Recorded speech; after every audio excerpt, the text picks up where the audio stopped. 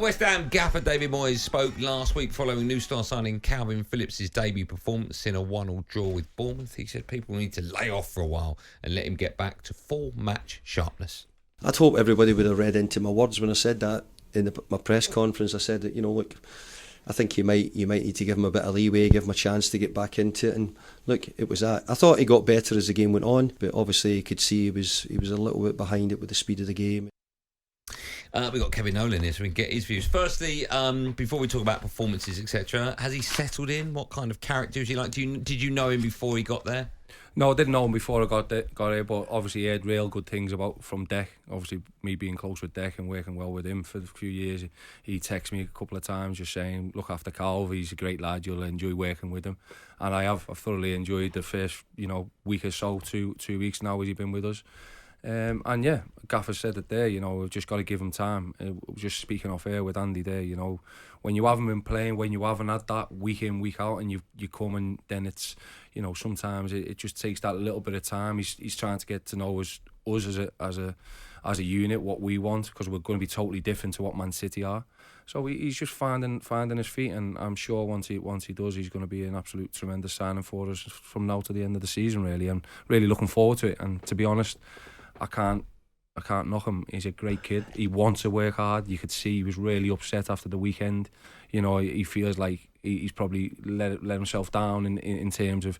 But I said to him, mate, when you've got your centre half rolling it like that, I was like, I would have been after Zuma, as a centre midfielder. And Kate was like, yeah, listen, lads, that's me. And then he gets laid one in the middle, and we both know. And when you give him one of them balls and you get sacked and someone sacks you, you're like, oh my God, it's my fault. Yeah. When you look back, you think, Jesus Christ, come on, mate, help me out, will you? Give me half a chance. Yeah. So, what about physically, Kevin? I mean, there's always been stuff about Kalvin Phillips physically at Man City. Never, for whatever reason, didn't. Might have been carrying a bit of timber, not sharp enough. How is he in that respect? Yeah, I think physically he looks sound. Everything what come back was fantastic, in terms of his body shape, all that type of stuff, his body fat, his weight, all that. I don't think there's anything to worry about.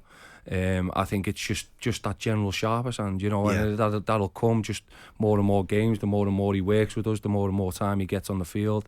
Because you can train every day. You can go out there every day and train, and there's just nothing like going out and being in an arena, 11v11. Everything changes then, and everything goes, that little bit faster. So he's just, look, we've just got to give him time. The gaffer said it in his first press conference before the game.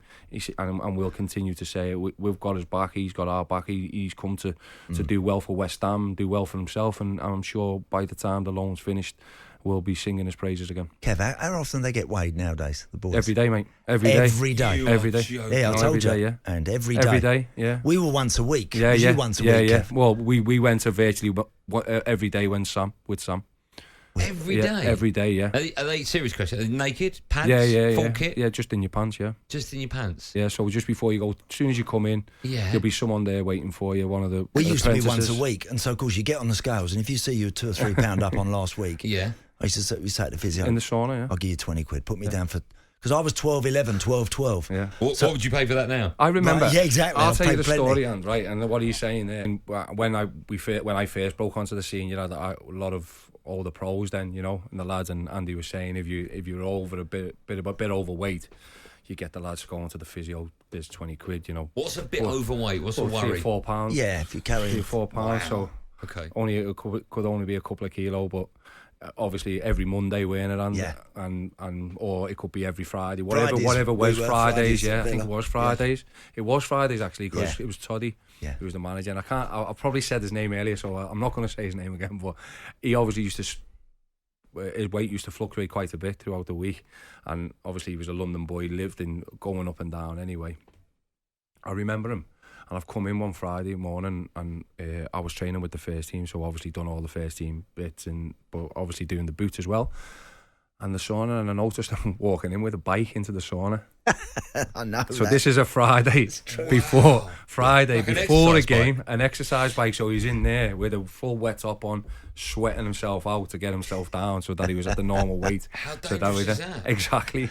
How much weight did he need to lose? I wouldn't know, because I was only a young boy. I wouldn't ask him, but it was just like when you realise and you come out all sweating, and I think obviously got the weight off him, and within a bit like what the MMA stars do now and everybody else, you know. But just to think that then, like, that's what the lads used to do, because the day before a game as well. That's nuts. Yeah, scared. How to what extent do the players now look at what they're eating, their nutrition and so on? I know when they're at the ground, it's all taken care of, and you've got like Michelin star chefs and understandably so, right?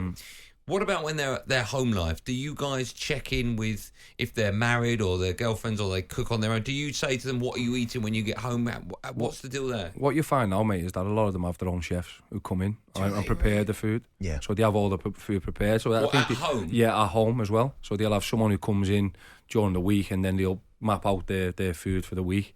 We have a nutritionist on site who will go through and speak with them and sort of change dietary requirements and things like that. They have all the tablets, what they take, so all your vitamin D's, B's, C's, all that type of stuff, all your turmeric drinks, everything. I mean, literally, everything when they're on site is there for you to take advantage of, and it's brilliant for them, and a lot of them do to buy onto it. So for them to take it home is the right thing to do. You know, what are they to body make sure. percentage fat wise now, Kev? Nowadays, I would like to say that they're all under 10%. I don't think there's many now who are over 10%. I remember, like, when we first come, I think it was about 12% when I was first coming through. Yeah. Is that sustainable? Is it easy to sustain that once you're I think when you're training every day and you're doing and it, you're young as well, right? You're young, and the amount of work what these lads get through and what you do. I mean, these lads would have been the same, you know, and even with the older lads, there's only a few struggle with weight. I think when you are.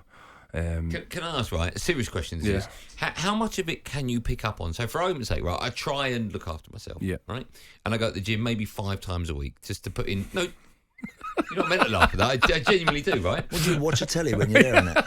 Their burgers are unbelievable. He goes to see Jim. Hold on, I mean, that's probably one of the reasons why I look younger than both of you, right?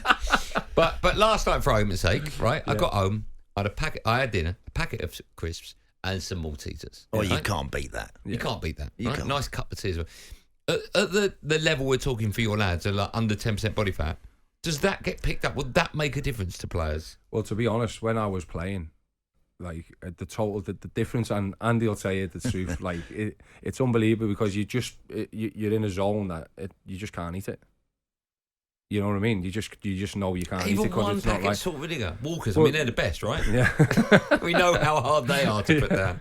No, so you get into that, you know, because you're going through it. You know, you're an elite athlete, so you've just got to do it. You are an elite athlete. You're right. We do forget about that. And then when you stop playing, and I remember being out with my kids, and obviously my kids were young then, and they've got like hamburgers, chicken burgers, pastas, all that type of stuff. Yeah. And there's me with like a chicken, a bit of salad, a bit of rice or whatever. Maybe have a couple of chips to go with it. Share the chips with my missus. Yeah.